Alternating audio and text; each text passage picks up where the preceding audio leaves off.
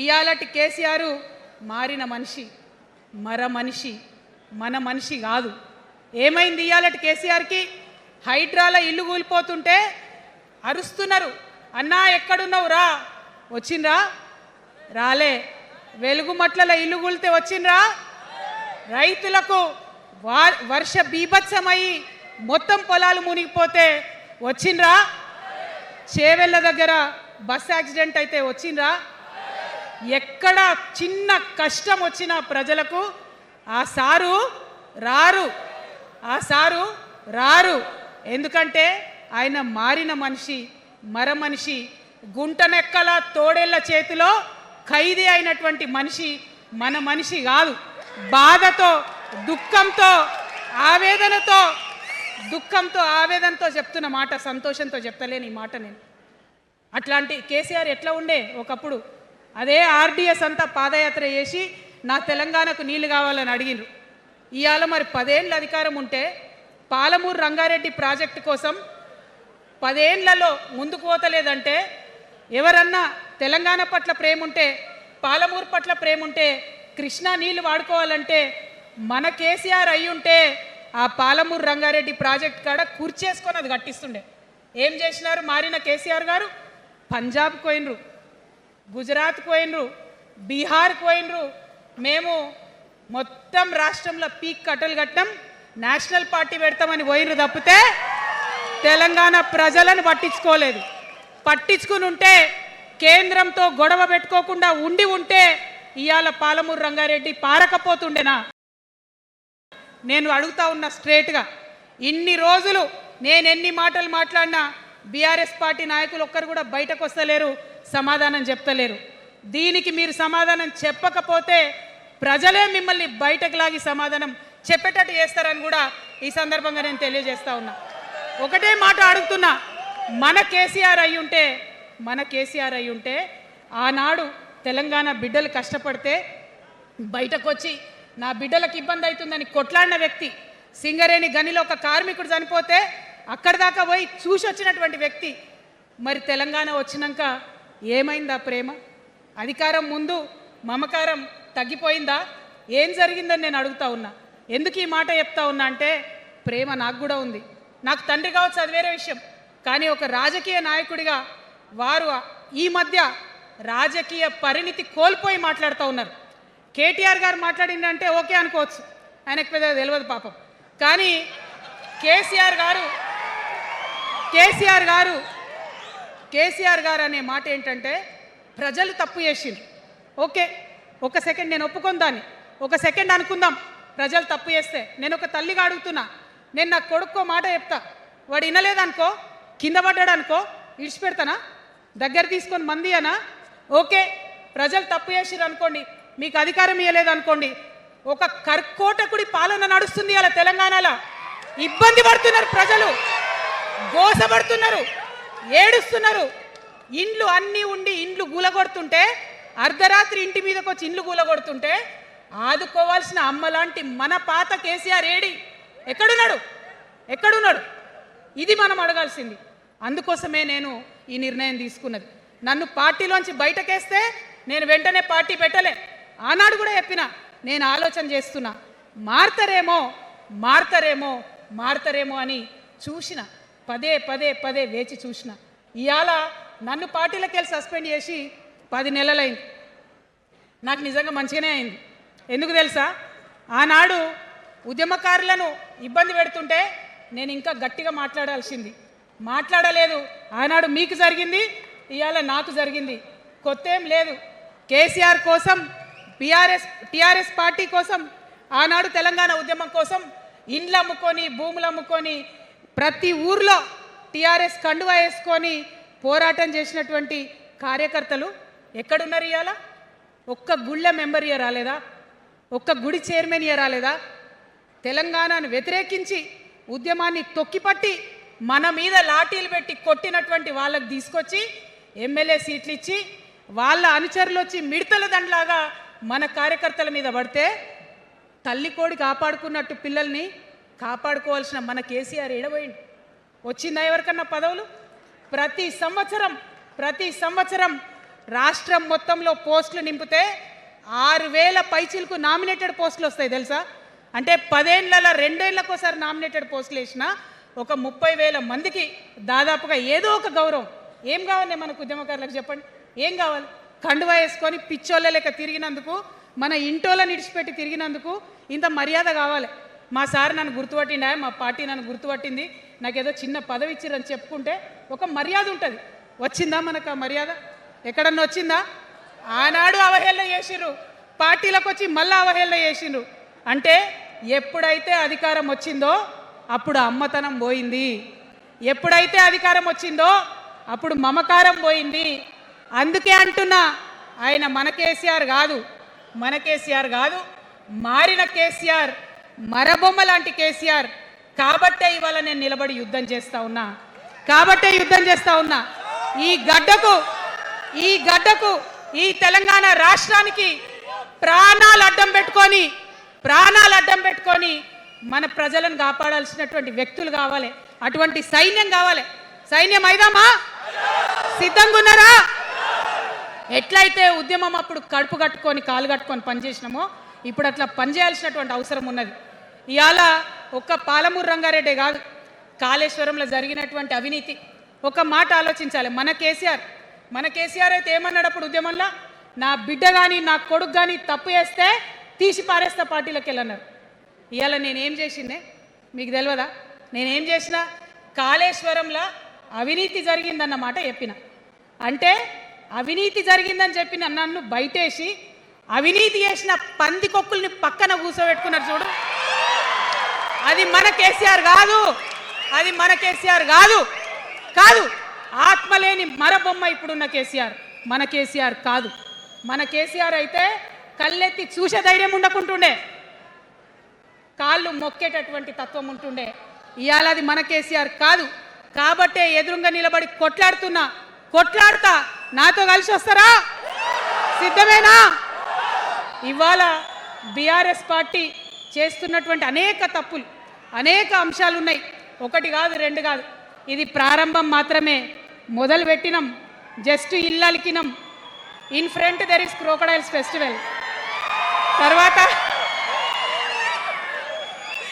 తర్వాత చాలా చెప్పేది ఉంది, అప్పుడు చెప్దాం. ఇప్పుడు ఏం జరుగుతుంది రాష్ట్రంలో? ఒక కర్కోటకుడు ఆయన పరిపాలన జరుగుతుంది. బాధ అనిపిస్తుంది ఒక పొలిటికల్ లీడర్ని కర్కోటకుడు అనాలంటే. కానీ అనక తప్పని పరిస్థితి.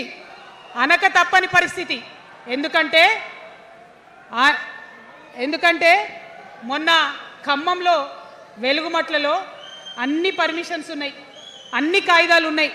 అర్ధరాత్రి పోయి ఇల్లు కూలగొడితే ఒక నిండు గర్భిణి టెన్షన్తోని అబార్షన్ అయిపోతే ఆ తండ్రి ఏడ్చిన ఏడ్పులు, ఆ తండ్రి రోదన ఇంకా కూడా ఈ చెవులకు వినబడుతుంది. కాబట్టి ఇప్పుడున్న సీఎంని కర్కోటకుడనే అంట, హిట్లర్ అనే అంట.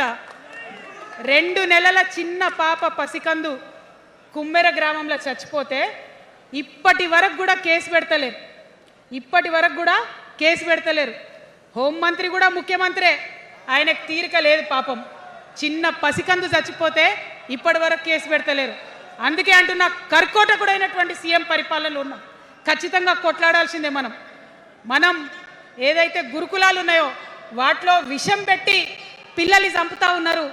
అయినా సరే విద్యాశాఖ మంత్రిగా ఉన్న సీఎం మాట్లాడతలేడు. అందుకే కర్కోటకుడు అంటా ఉన్నాం, అందుకే హిట్లర్ అంటా ఉన్నాం. కర్ల రాజేష్ అనేటటువంటి దళిత యువకుడు కస్టడీలో చచ్చిపోతే ఇప్పటి వరకు కూడా దానికి బాధ్యులైన పోలీసులను ఏం చర్యలు తీసుకోలేదు వాళ్ళ మీద. అందుకే కర్కోటకుడు అంటా ఉన్నాం, అందుకే హిట్లర్ అంటా ఉన్నాం. పిడికిలి బిగించి ఇప్పుడున్నటువంటి రాక్షస కాంగ్రెస్ పైన ఖచ్చితంగా కొట్లాడతాం, అందరికన్నా ఎక్కువ కొట్లాడతాం. ఇప్పుడు మనమే ప్రధాన ప్రతిపక్షం అవుతాం. 2 ఏళ్ల తర్వాత మనమే అధికార పక్షం అవుతాం. ఖచ్చితంగా అధికారంలోకి వస్తాం. ఎందుకోసం వస్తాం అంటే నేను ఒక మాట చెప్పాలి. అందరినీ మనం మాటలు అంటున్నాం కదా. We are opposing everybody, we are criticizing everybody. But what is the solution? Don't oppose without propose అని కాన్శీరామ్ గారు చెప్పారు. నేను చెప్పలే, డోంట్ అపోజ్ వితౌట్ ప్రపోజ్ అని. సో నేను కొన్ని ప్రపోజల్స్ తెలంగాణ ప్రజల ముందు పెట్టాలనుకుంటున్నా. నేను ఈ 3 పార్టీలు అధర్మంతో నిండిపోయినాయి, అవినీతితో నిండిపోయినాయి, బంధుప్రీతితో నిండిపోయినాయి, కుటుంబ అవినీతి పరిపాలనతో నిండిపోయినాయి. కాబట్టి నేను ఒక ప్రపోజల్ చెప్తున్నా. ఈ 3 పార్టీల మీద ఆనాడు భగవంతుడు శ్రీకృష్ణుడు చెప్పినట్టు పాంచజన్యం, ఆయన శంఖం పేరు, యుద్ధంకి ముందు పాంచజన్యం ఎట్లయితే పూరిస్తారో మనం కూడా పాంచజన్యం పూరిద్దాం. ఒక 5 అంశాలను ప్రధానంగా తీసుకుందాం. ఆ 5 అంశాల కోసం ఇప్పుడు కొట్లాడదాం. రేపు ప్రభుత్వంలోకి వచ్చిన తర్వాత మన ప్రజలకు ఇద్దాం. ఏం అంశాలు అవి? మొట్టమొదటిది విద్య. ఇవాళ గవర్నమెంట్ స్కూల్స్ అంటే ఆనాడు కేసీఆర్ గారు స్కూల్ బంద్ చేసుకుంటూ వచ్చారు, అదే రేవంత్ రెడ్డి గారు కొనసాగిస్తున్నారు. ఎక్కడా కూడా ప్రభుత్వ పాఠశాలలలో వసతులు లేవు. వాష్రూమ్ ఉండదు, వాచ్మెన్ ఉండడు, అటెండర్ ఉండడు, పిల్లలే పోయి బెల్లు కొట్టుకోవాలి, పిల్లలే పోయి బాత్రూమ్లు కడుక్కోవాలి, మంచినీళ్ళు ఉండవు, భయంకరమైన పరిస్థితి ఉంది. నేనేమంటా అంటే గుడిని ఎంత పవిత్రంగా చూస్తామో బడిని కూడా అంతే పవిత్రంగా చూడాలి. గుడిని ఎంత పవిత్రంగా చూస్తామో బడిని అంత పవిత్రంగా చూడాలి. కాబట్టి నేను ఒక మాట అంటున్నా, ప్రతి ఊర్లో ఒక బడి ఉండాలి, ప్రతి తరగతికి ఒక టీచర్ ఉండాలి. ప్రతి ఊర్లో ఒక బడి ఉండాలి, ప్రతి తరగతిలో ఒక టీచర్ ఉండాలి. ఖచ్చితంగా అట్లా జరిగినట్టయితే ప్రభుత్వ పాఠశాలలు మంచిగా అవుతాయి. మరి నా పేద మధ్యతరగతి ఆడబిడ్డలు, మా అక్కలు అమ్మలు అనుకుంటున్నారు, అక్క మరి ఆల్రెడీ మా పిల్లలు ప్రైవేట్ స్కూళ్ళలో చదువుతున్నారు, వాళ్ళ సంగతి ఏందని. నేను మాట ఇస్తా ఉన్నా, ఇవాళ మన ప్రభుత్వం వస్తుంది, ఖచ్చితంగా వస్తుంది. ఎందుకంటే ప్రభుత్వంలో వచ్చేది మీ అమ్మ కాబట్టి అమ్మ జేబు చూడదు, కడుపు చూస్తుంది. అమ్మ జేబు చూడదు, కడుపు చూస్తుంది. కాబట్టి మీ పిల్లలు ప్రైవేట్ పాఠశాలలో చదువుతున్నా, ఎంతవరకు చదువుకున్నా కంప్లీట్గా మీ మీద ఒక్క రూపాయి కూడా భారం పడకుండా చదివించే బాధ్యత మేము తీసుకుంటాం.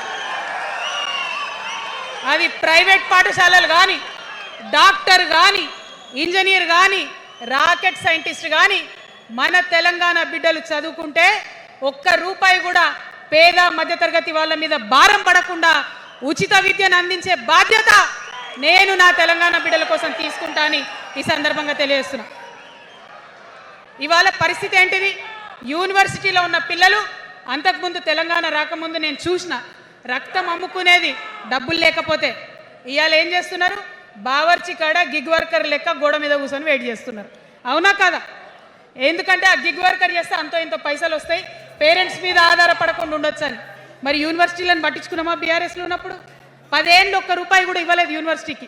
ఆ యూనివర్సిటీ మిత్రులకు, పాఠశాలలో ఉన్నటువంటి వారందరికీ నేను ఒకటే ప్రపోజల్ చేస్తున్నా, మీరు ఎంత చదువుకుంటారో చదువుకోండి, ఒక్క రూపాయి కూడా మీ మీద భారం పడకుండా చదివించే బాధ్యత తెలంగాణ రాష్ట్ర సేన తీసుకుంటుంది.